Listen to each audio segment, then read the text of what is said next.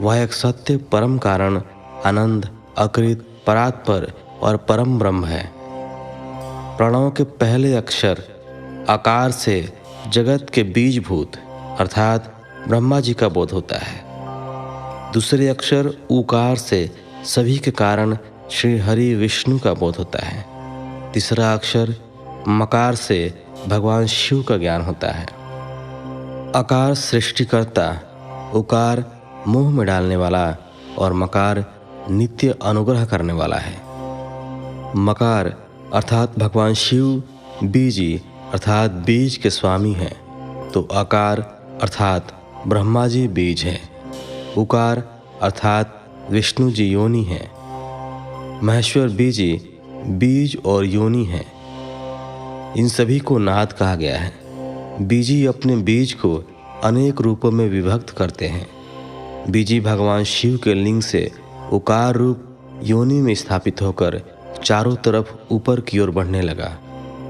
वह दिव्य अंड कई वर्षों तक जल में रहा।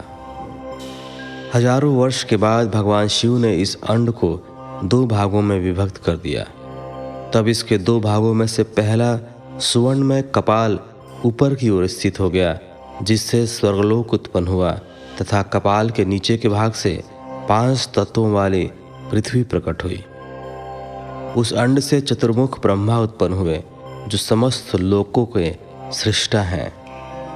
भगवान महेश्वर ही अ, उ एवं म त्रिविध रूपों में वर्णित हैं। इसलिए ज्योतिर्लिंग रूप सदाशिव को ओम कहा गया है। इसकी सिद्धि यजुर्वेद में भी होती है। देवेश्वर शिव को जानकर विष्णु जी ने शक्ति संभूत मंत्रों द्वारा उत्तम एवं महान अभ्युदय से शोभित भगवान शिव की स्तुति करनी शुरू कर दी। इसी समय मैंने और विश्व पालक भगवान विष्णु ने एक अद्भुत व सुंदर रूप देखा, जिसके 5 मुख, 10 भुजा, कपूर के समान गौरवर्ण, परम कांति में अनेक आभूषणों से विभूषित, महान उदार, महावीर्यवान और महापुरुषों के लक्षणों से युक्त था, और जिसके दर्शन पाकर मैं और विष्णु जी धन्य हो गए। तब परमेश्वर महादेव भगवान प्रसन्न होकर अपने दिव्यमय रूप में स्थित हो गए। आकार उनका मस्तक और आकार ललाट है। इकार दाहिना और ईकार बड़ा नेत्र है। उकार दाहिना और ऊकार बायां कान है।